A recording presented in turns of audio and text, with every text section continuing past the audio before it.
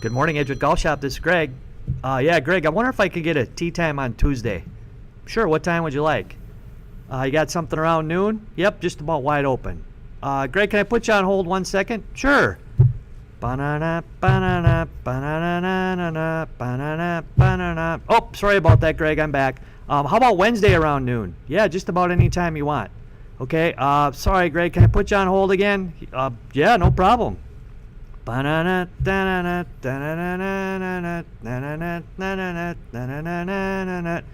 sorry about that. It won't happen again. Yep, no problem.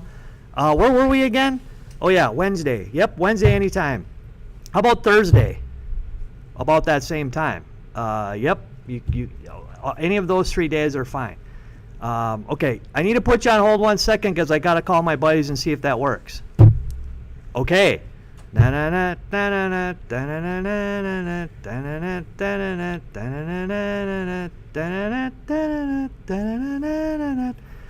Nobody comes back on the line. All of a sudden, oh, sorry about that, Greg. Sorry, it's not going to work. We're going to have to call a different place. Thanks. Bye. Click.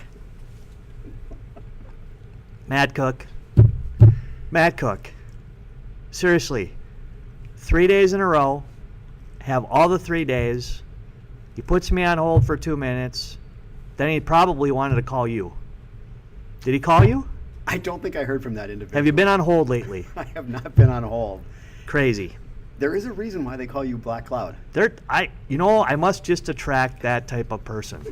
The good thing is I'm sure you weren't busy at all anyway. Well, just being the receptionist over at I Edgewood. will preface this by saying we are not currently open yet, so this was last fall. But it's just astounding to me. So here's my suggestion. Matt, if me and you are going to make a tee time, we're going to pick a time to play. And if they have that time, we're going to play. And I'm not going to call you and ask you if it's okay. I'm just going to make it. Is that all right? I would think that would be normal. I mean, if you were going to go out to dinner and they accept reservations, you'd think you might maybe consult with the individuals you're going out with first, or would you just call the restaurant and say, "Can you give me all the times you're open the next week, and then I'll find out what's going to work for us." Dan Barrero, done as a society. It's just incredible. Welcome to the podcast at What's My Tea Time. Welcome to our podcast. We have a busy show today, Matt. We got a lot to do. We have our PGA Championship recap. That was a good one. Mr. Todd Chapin was the winner of the dozen free golf balls. He had Brooks Koepka at -7.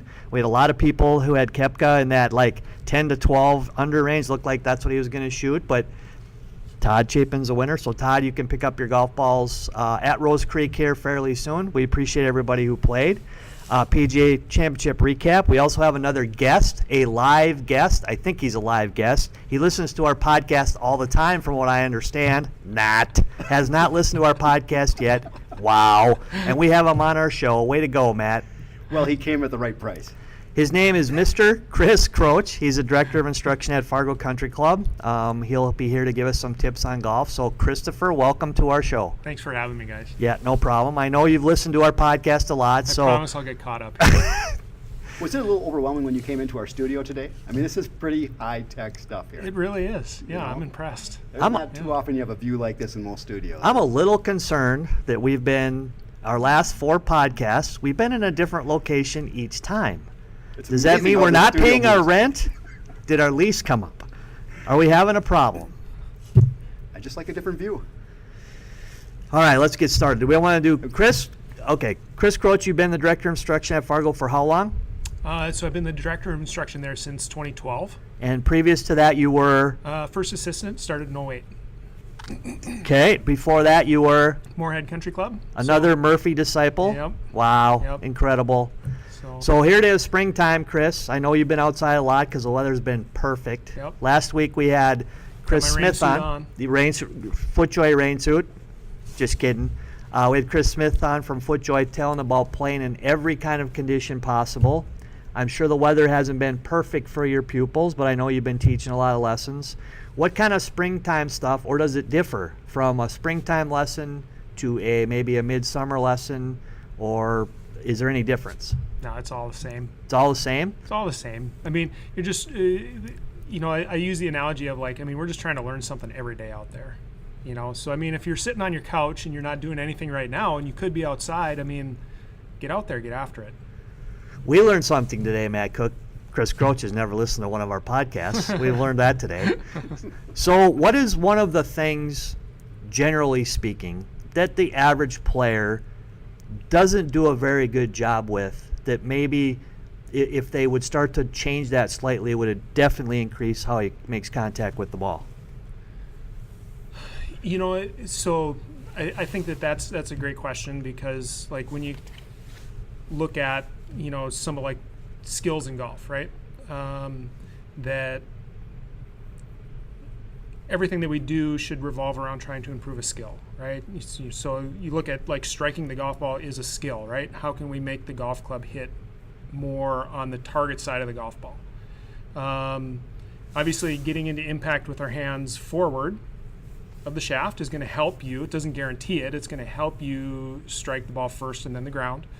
But really trying to, just like conceptually trying to understand that club head is moving on an arc around our body, and how are we managing that arc?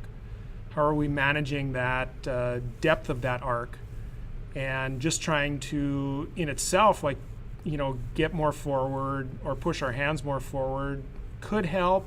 It also could hinder things too, because the deeper that we make that arc under the ground, for example, the more we start to hit further and further behind the ball. So sometimes like those concepts that we think about can actually make things worse.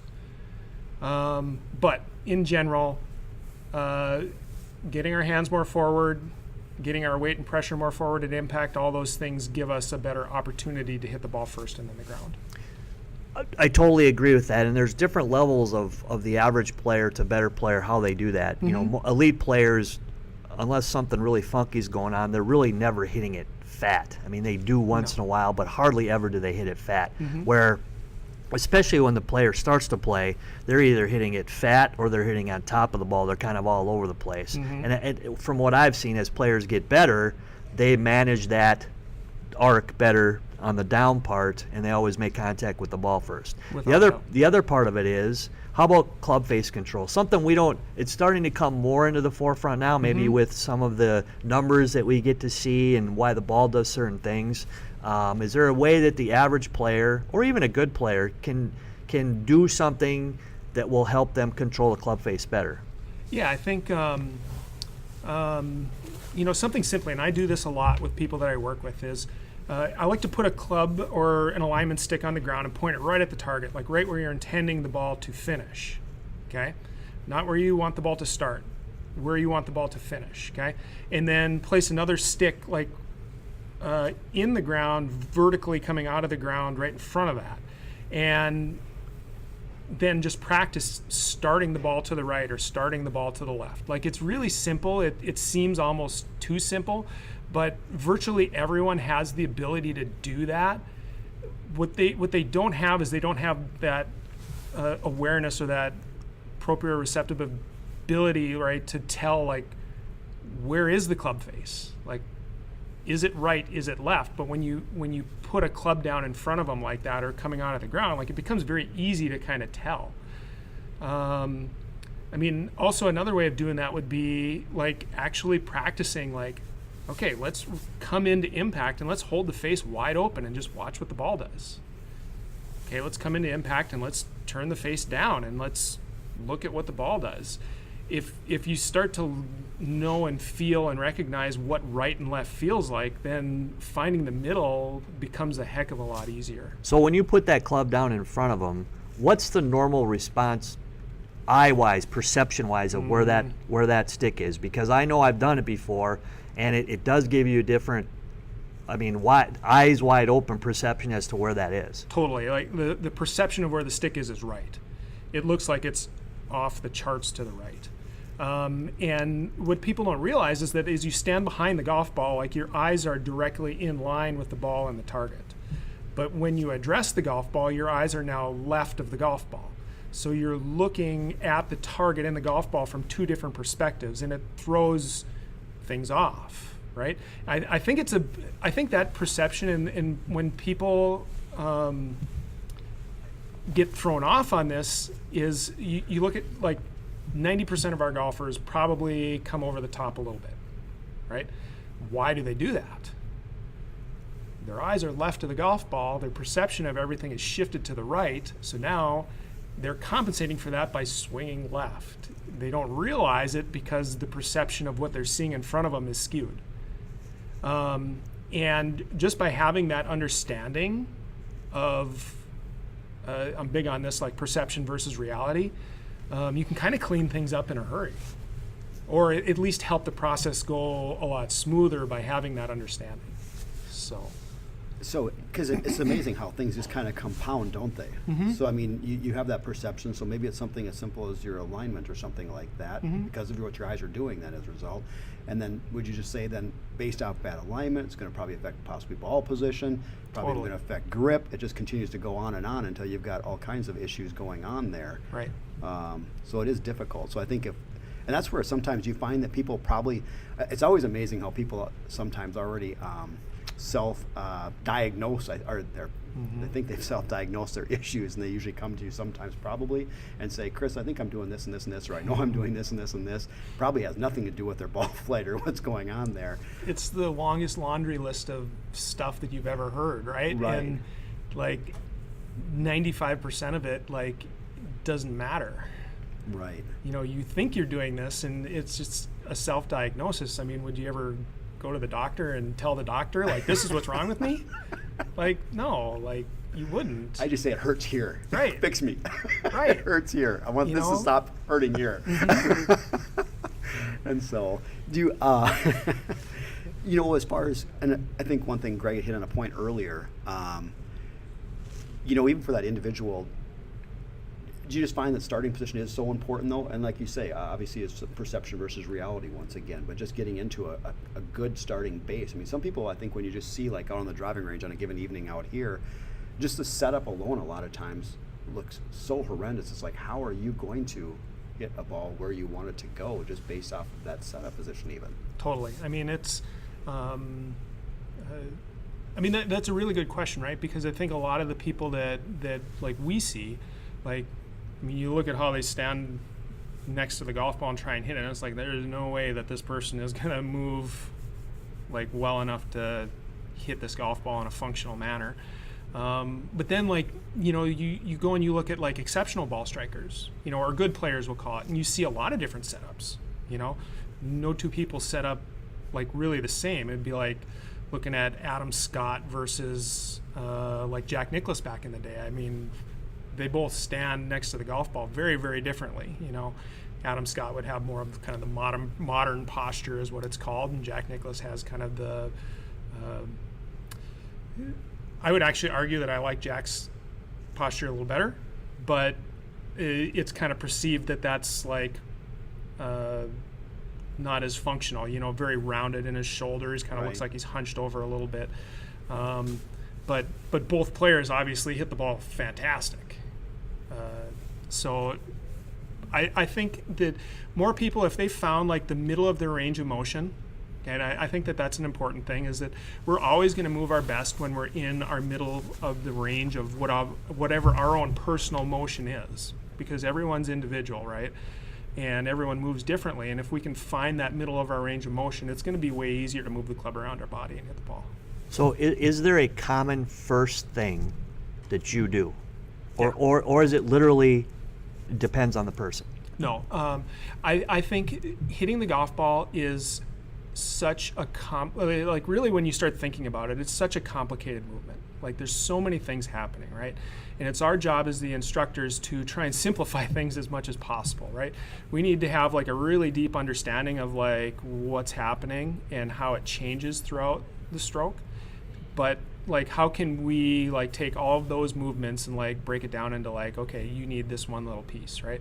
So the very first thing that I do is I try and get a person set up so that their eyes look directly at the golf ball, right? I mean, it takes so much hand-eye coordination to hit this golf ball, and it happens over such a short time interval, right? So from the time you start your downswing to impact is like 0.2 of a second. Like there's no time. Like, your eyes need to be looking at this golf ball. If your eyes look like they're looking, you know, 3 or 4 feet outside the golf ball, which I see all the time, you know, like you're trying to keep your chin up and your neck up and things like that. Like now you're looking at the golf ball not through the center of your vision. You're looking at it through like the bottom of your eyes. Like, that doesn't work.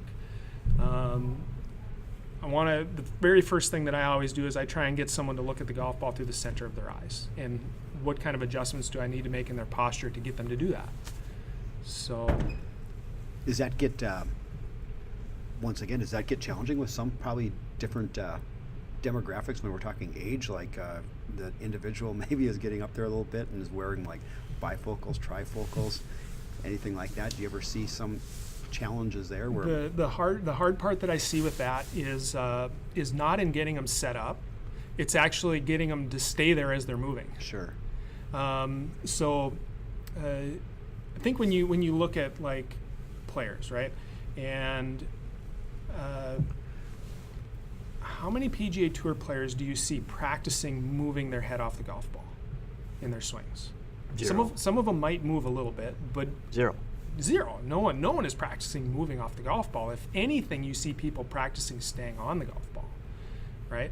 And understanding like the pieces that go into like how to turn your shoulders and how to turn your hips properly in the right way in order to make as centered of a turn as we can make. I think like through some of the I like to do like K-Vest and things like that. So it's like 3D like movement, body movements, system of sensors that kind of measures how you move, right? And the system that I have doesn't measure things as far as like sway, slide, lift, or thrust. So like, are you moving towards the hole, away from the hole, closer to the ball, away from the ball, or up and down?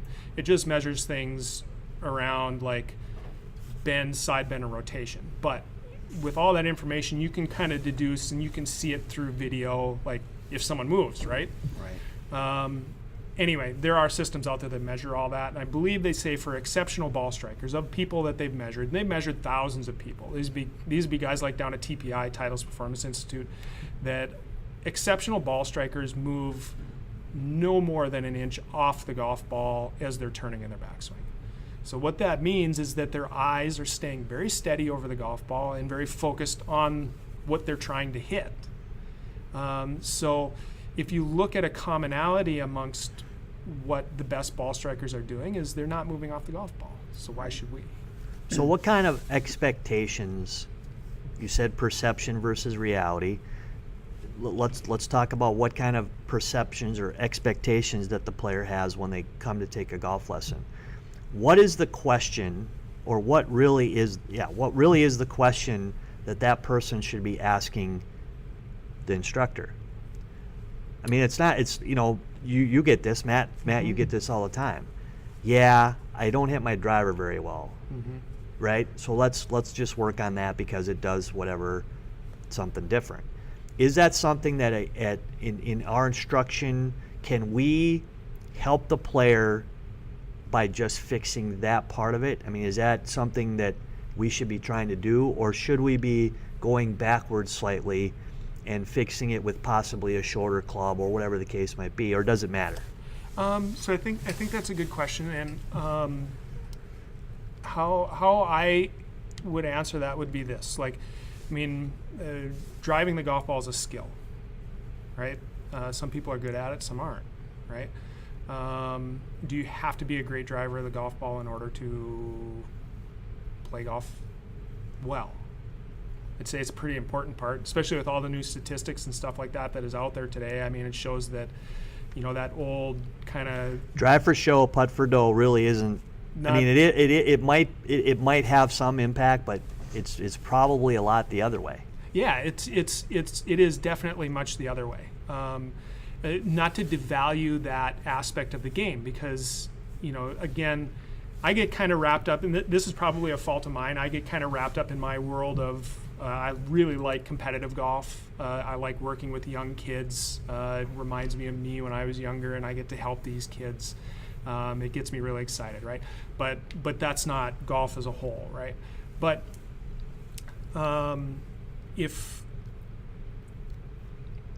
rephrase your question again. Sorry. Well, I mean, what kind of expectations, or if the person wants a driver lesson, should we give them a driver lesson? I mean, we have to kind of do that anyway. Yep. But is there a way that we can help that player be better with that club by maybe focusing on other things? Totally, yeah. Because, like, I think if we have a good understanding of ball flight, right, and what truly makes the ball do what it does, that it's really not all that different from an iron to a driver. I mean, the difference is loft. Right.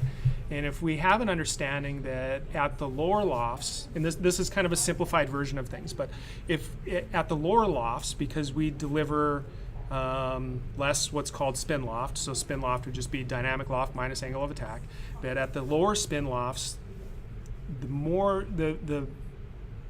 difference we have in the path and the face, the more the ball is going to curve, right? So if our angle of attack is down, we're likely swinging to the right. If our baseline of our swing direction is 0, and if we're swinging up, it's left. So if we have some kind of basic understanding or a way that we can assess someone and just objectively say, like, this is where you're at, that, okay, based on what you're doing, you might be hitting a 30-yard slice and all your swing directions are going 10 degrees left.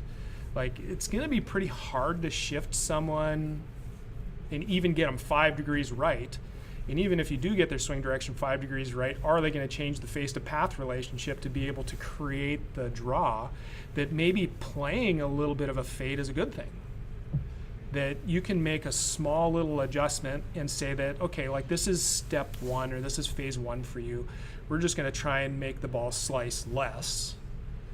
That your swing right now is more on the fade side or fade spectrum, and let's continue down that route, and let's come up with a couple strategies that might make this more functional for what you need. I know I see a lot of people that come to me with I think skewed perceptions of what they want to do and are trying to do.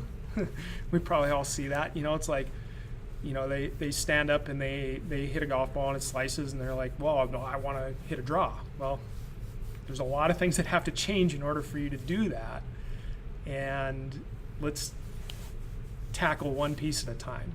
I know one of the things that really has helped me, especially with teaching, is that, right? Like, not trying to bite off more than you can chew at one time, but also having the correct understanding that, like, the club face starts the initial flight of the golf ball, right? And the face to path relationship is what makes it curve, right? So I think for a long time that was misunderstood, and it was kind of thought the other way around, where, like, okay, my path is kind of why the golf ball starts right or left, and then it curves because of the face.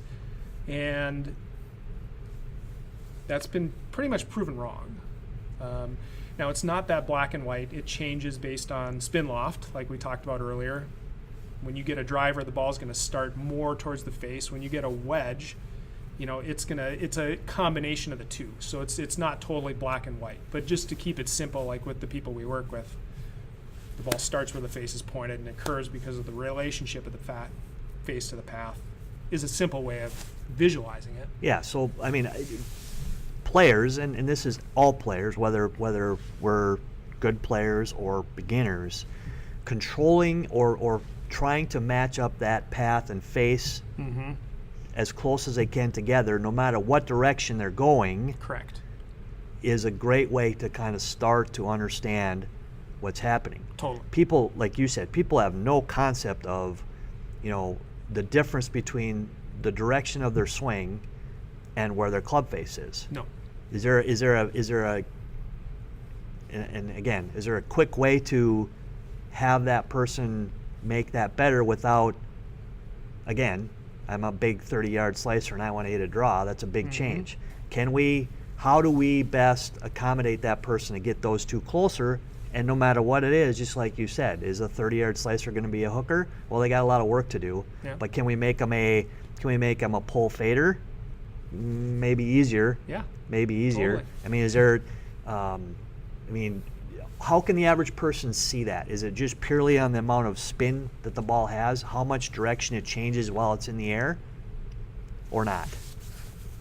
And that's an unfair question, because I know there's more to it than that, which is where we're learning all the time. But so let me ask this question: like, is the question to, like, how can we give them more instant results? Well, two questions. One, if the player hits it a certain way, let's say it's turning one direction or another while it's in the air too much. Yep. Do they need to know that their path and their face are not in correlation at all? Yep. Okay. And is there a quick way to either have that leg go off while they're doing it, and is there a quick way for them to change that, no matter which way it's going? Well, I think so here's how I kind of view things, right? Is everything's like a puzzle, and you're kind of trying to like fit the pieces together, right? And there's no real right or wrong way of getting to the answer. So come up with strategies. Like, how could we get the face to match the path better, right? And there's lots of ways to do that. I mean, one would be grip. I mean, it's totally acceptable. And I admittedly, and my students that work with me know this, that I am not a big grip guy. We can talk about that later. Not that I don't believe grip is important. I think it's hugely important, right? But grip is not typically a thing that I go and attack first. But changing your grip, making your grip stronger or weaker to help influence the face to the path relationship is totally a viable way of doing that. Whether you really flex your wrist or whether you really extend your wrists has an influence on where the face is pointed and how much loft is being delivered. So that would be another way of trying to influence things. You guys know me, and I get kind of like, I love like the science and the reasoning why behind things. Like understanding, the forces and torques that we put on the handle to actually put ourselves at more of a mechanical advantage that we don't have to try and square the club face is an awesome way to do it. Now, someone that's never felt that before, it's gonna throw them off. They're not gonna like it. But that's a great way to kind of work towards things. So I'd be looking at like lots of different strategies for like, how could we do this? Some might work, some might not. Let's test them and find out which ones work best. Even, I think even though you said like when you look at a tour player, obviously setups can be quite different, but you also had kind of mentioned, I think there are some, I'm trying to think of the words you used once again, as far as almost some lanes that if we stay kind of close. And I think, do you see sometimes as far as amateurs, and I'm not saying, I think setups, just when you look at your average player, and probably not even average, but even person that probably doesn't play as much, those can be quite extreme, I think. Mm-hmm. And so I think it seems like it's amazing by just getting an individual back, at least where we're kind of somewhat in that corridor once again, how some of that stuff, I won't say it totally is self-adjusted, but it makes it so much easier to deliver that club more efficiently. It doesn't solve anything, but so I think just even sometimes maybe getting to that, so like you said, whether it may be just a bit of a grip adjustment, but just even like you say, being able to, I like, as far as your idea once again of laying that visual out in front. I've even taken a couple range pails or something and tried to create a bit of a visual corridor, even a couple feet wide out in front of the person to try to frame their eyes better, even once again, saying, this is where you're trying to hit it through. Right. How are we going to make that happen? Yeah, this is like part of what I do, right? And it's our eyes lead our body. Right. It's as simple as that, right? Right.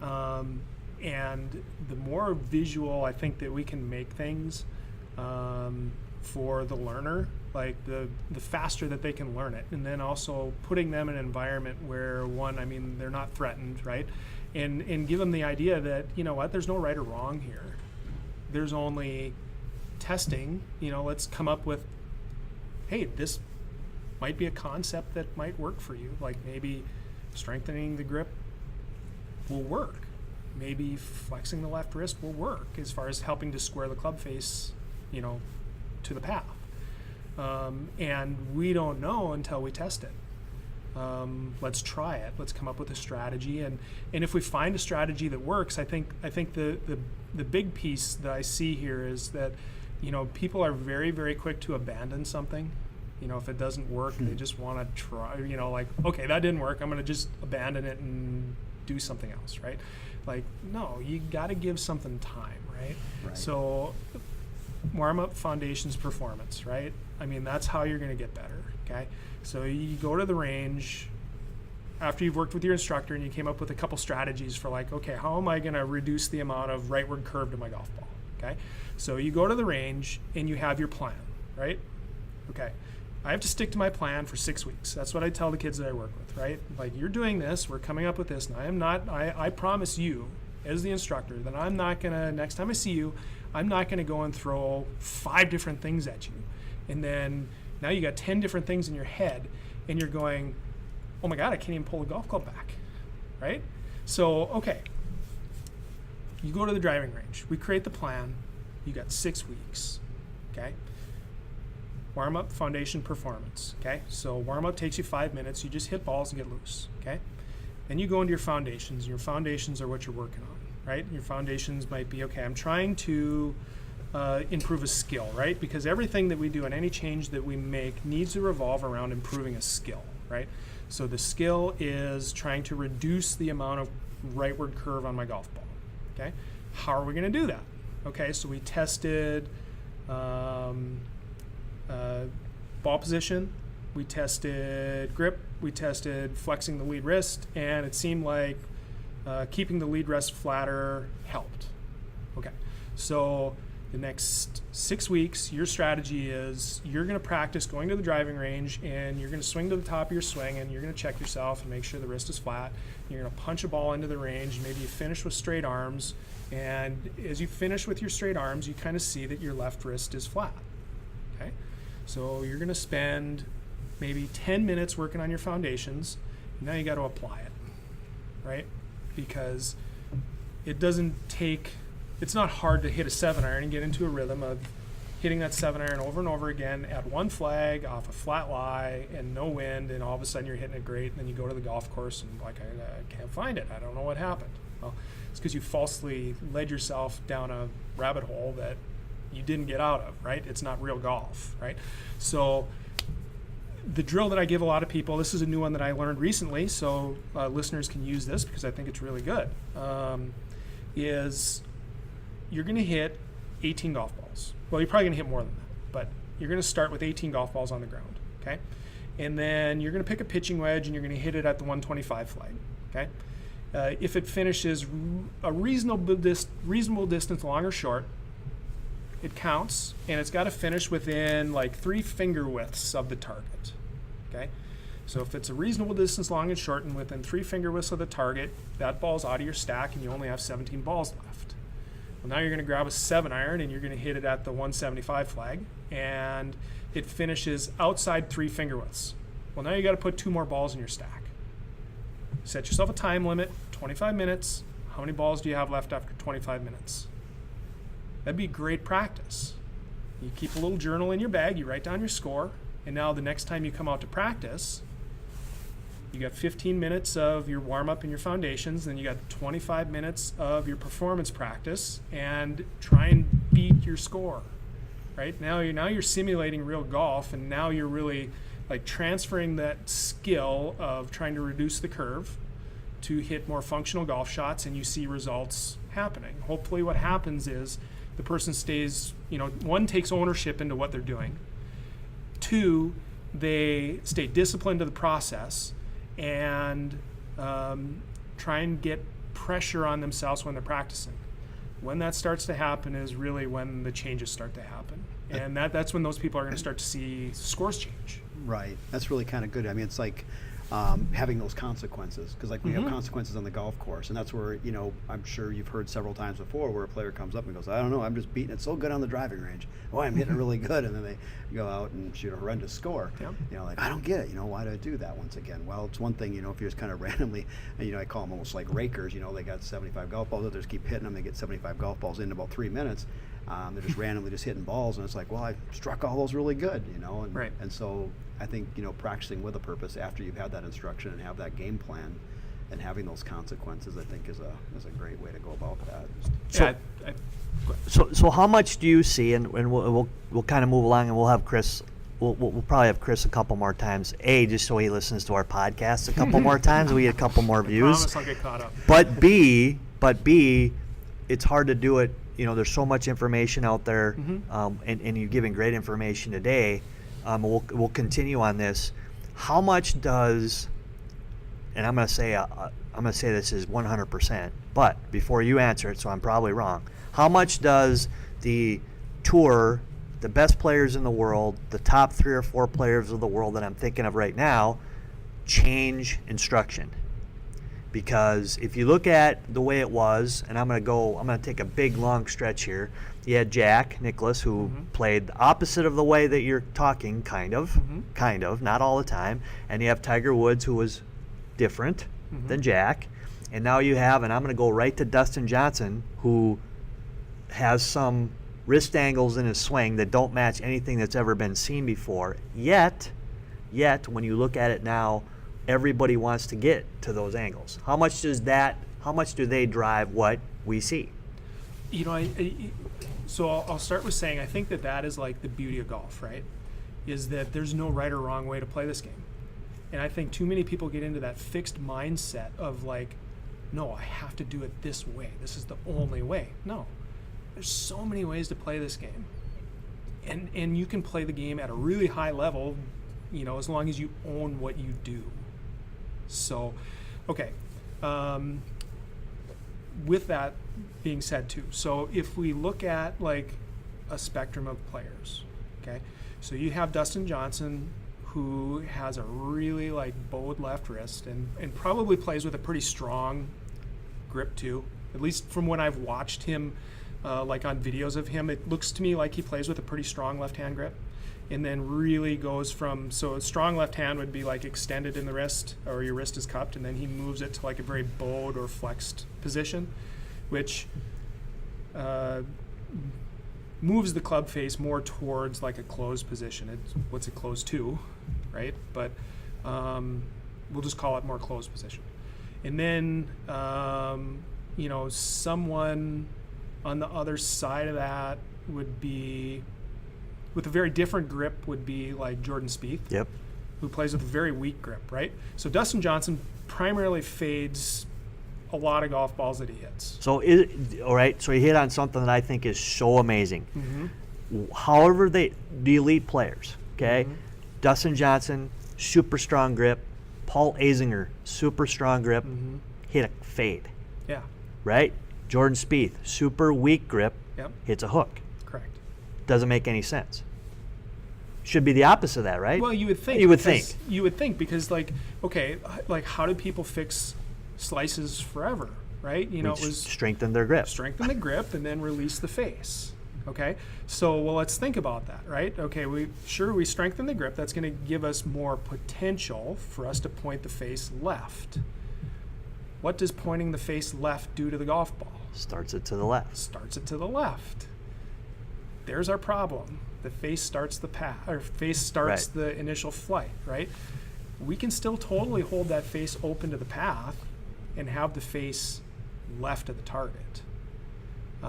In fact, strong grips, right? I mean, they encourage that, right? So you hear this a lot today, like in golf instruction, matchups, right? And it kind of drives me crazy a little bit. Is this like a dating website, Chris? Kind of. Okay, Yeah. all right, I'm just checking. Seeing where you've been lately. My Tinder's not going off right now, I hope, so don't let my wife hear that. Well, if you're not listening, she's not listening. She's working. All right, that's good. But you hear matchups, right? And if you look at someone's grip, and this is a great way, like, I don't think it necessarily determines like whether you're going to be like a fader of the golf ball or a drawer of the golf ball, right? Because I think you could be either. But they match up with swing characteristics and how people move, right? So someone who has a strong grip, they need to match up the amount of side bend and rotation that they have to that, okay? Someone that has a weaker grip, they need to match up the amount of side bend and rotation that they have to that, okay? So if you just rotation's pretty easy to understand. Like, is your chest open or is it closed from where you started, right? But side bend, so would be like if I was standing straight up and I tilt my shoulders more to the right, so my left shoulder is higher than my right shoulder. That'd be like right side bend. And if I did the opposite, where my right shoulder was higher than my left shoulder, like I was bending to the left, that's left side bend. Okay, so if you look at Dustin Johnson, strong grip, flexes the lead wrist. Okay, as he comes down and he's coming into impact, okay, he is massively open with his chest. Okay, and he is really side bent to the right with his shoulder. Like his shoulders are really tilted right. Okay, and as he's doing that, his right arm is very flexed still. Okay, so that is his mechanism for matching up like that strong left-hand grip. If he tried to keep his shoulders fairly level, didn't open, and then he straightened his right arm, he would lose like all control of the club face, right?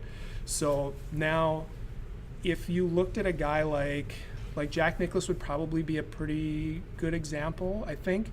He has like the very different movements than Dustin Johnson, right? He gripped the club definitely weaker, I think, than Dustin did, and as he comes down into impact, or actually we'll take him to like halfway down in his downswing, like his lead arm is more out, okay, so lined up with his left shoulder, and his shaft is steeper and more vertical, okay?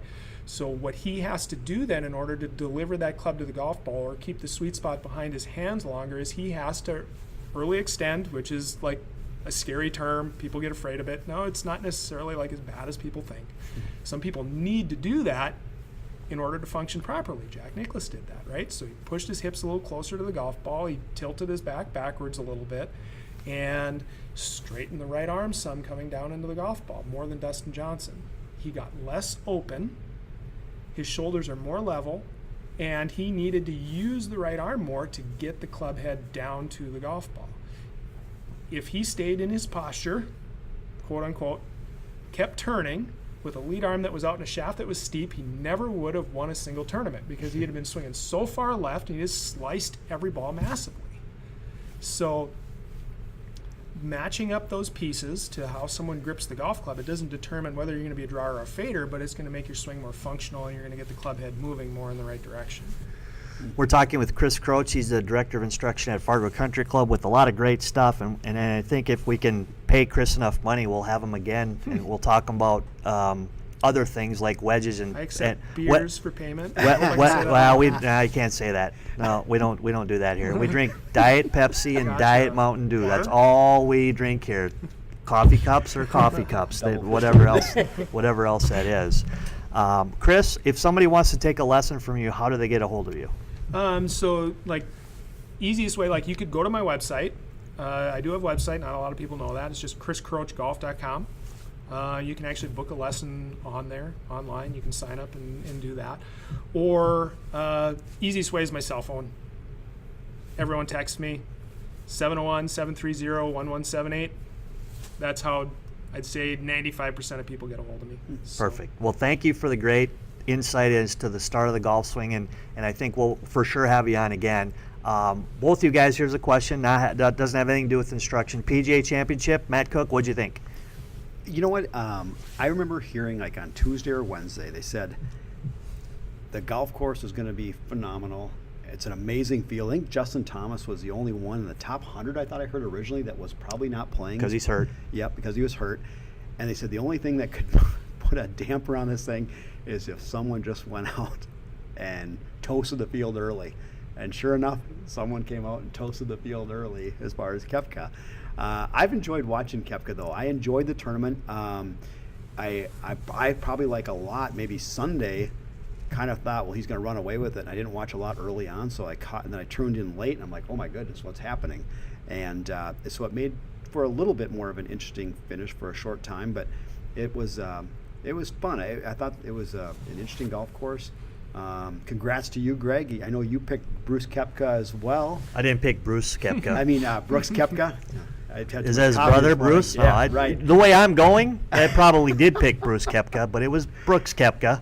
Just for the record, I did. You kind did of pick throw him as well. Brooks, but You did pick him as well. So I would say I even was really amazing because then I let you take sure. Brooks and. Here, will your hand reach and I all the way said- back so you can and I- pat and I yourself said, on the "Since back? I'll let you have Brooks. So I'll pick my next guy, Huh? which was Dustin Johnson, which finished second. It's too bad we can't see what Matt's doing right now because he's really trying hard to give himself a pat on the back. Chris Croach, thoughts? Good, bad? I'm a little indifferent, to be honest. I mean, you could pick 15 people who are going to win that tournament. So Brooks Koepka is right when he stood there on his press conference that day and said, we have 156 players. Yeah. 78 players have no business being here. Right. 40 players, they have business being there, but they're just not doing the things they need to do. 25 more players are going to have a bad week. So that basically gets it down to 5 or 15. Yeah. That's right, every week, correct? I mean, that's Yeah. basically every week on the PGA Tour. Yeah, I mean, so like, how much fun was it to watch the Players' Championship this year? Remind me, do you guys remember who won? I'm drawing a blank on who won. Rory? Yeah, Rory. Okay, so And not your son. no. But like Furyk was right there. If I remember right, Jim Furyk finished 17 under par. If I remember right. So do the golf courses. Are we right? So because there's starting to be grumblings more and more that the tour is becoming, if you can't hit it 320 yards, you can't win. You can't play. Is that true or not?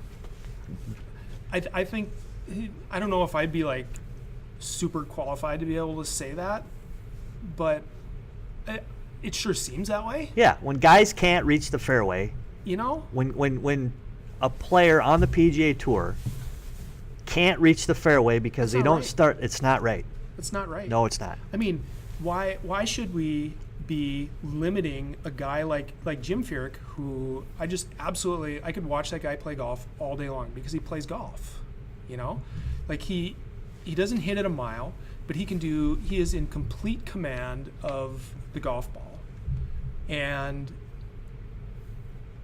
he has no chance of winning at Bethpage. No. He has no chance, right? So, but you go and you put him on a course like a few years back, he won at Harbortown. Will he have a chance at Pebble Beach? 7,500 yards? I don't know. Probably not. Probably not. It depends how they set the course up. So here's a thought that I had. In the past, they've done this graduated rough, like the further offline Yes. you get, the thicker it gets. Yes. What if they did it the other way? This is I'm kind of proud of myself, not to toot my own horn here, but I was thinking about this, why not from 0 to 280 yards off the tee? Okay, let's make the rough 2 inches, and then from 280 to 340, let's make it 4 inches, and then from 340 on out, it's 5 inches, right? So I mean, a guy like Jim Furyk, who let's say he hits a good tee ball and he misses a fairway and he's at 280, right? And he's hitting a 6-iron in from 180 yards. That's still pretty challenging from 2-inch rough. But then Dustin Johnson stands up, or Brooks Koepka stands up and slams it 350 yards. But shouldn't he be rewarded for being able to hit it 350 yards? You're kind of taking that away from him. Absolutely. But he also hit it 6 degrees offline. Right. Right? Where Furyk might have only hit it 4 degrees offline. And so that's like saying that Furyk, you should be penalized. You hit it straighter even though you missed the rough, but you can't hit it 350 yards, yet these guys can hit it more offline, and the penalty is actually more severe for you because you're hitting a 6-iron out of 2-inch rough and they're hitting a 9-iron out of 2-inch rough. These guys are going to you can put them in 4-inch rough, and these guys Jim Furyk is more penalized because he's hitting a 6-iron out of 4-inch rough compared to these guys hitting wedges out of 4-inch rough. Let's try and even the playing field out here a little bit so the shorter hitter has an opportunity. It doesn't, I didn't even watch the final round. Not that I didn't want to, but it was kind of knew what was going to happen. So did you like the date change from August to May? I guess it really didn't matter to me. I've only known the PGA Championship being in August, so like to change it's like, oh, okay, that's weird. But like things have moved around on the schedule before. Like they moved the Players Championship to May from March, then they moved it back to March now. I mean, it's just a change. I guess it didn't bug me a whole lot. Matt? So. I kind of enjoyed it. I wasn't so sure I was going to at first, but it was kind of cool that you didn't have quite as long of a lag between Augusta for the Masters and then having the U.S. Open. So it's kind of cool all of a sudden having another major kind of coming up pretty soon. Probably the only difficult part for us Northerners is if it continues to do that. I can't imagine we're going to have a PGA Championship come up in our neck of the woods again, ever. But It does change where they can have it, but it also didn't allow places to have it the other way as well. True. Because they weren't going to the desert in August. It's hard for them to go to the southeast in August just because it's the weather's bad. So there's good and bad. I personally liked it just because of what Matt said. There's not 2 months of waiting to see what happens. Right. And with the whole FedEx season, in September, it does make sense. I think, as the whole season will be kind of finishing up before the NFL season, and there's still kind of a lot of electricity, and people are still playing golf, especially in our area, and so I think everybody's kind of keeping on top of it and staying involved, and it's kind of a bit more of a highlight. So yeah, I kind of enjoyed it. So Mattie, do you have any Mattie Awards this week? I'm going to say Chris Croach for coming on our show. We appreciate having all that knowledge once again. Is that a good one or a bad one? I'm trying to butter him on up. Yeah, I know. So we'll stay again. Man, we don't have to hardly do anything. I know, right? It's awesome. Just ask him a question, let him go. Exactly. It's really fantastic. How about you?